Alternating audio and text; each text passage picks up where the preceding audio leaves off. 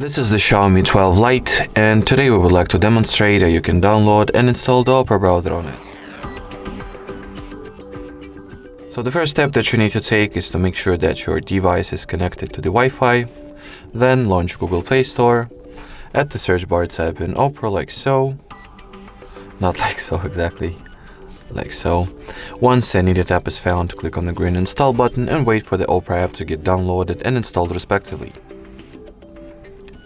After the security scan has been performed, you can launch the Opera, and all that it's left to do is to undergo a very simple setup procedure. So at the welcoming page, click on the blue continue button, then choose whether you would like to set Opera as your default browser app right away, or you can skip this step as well.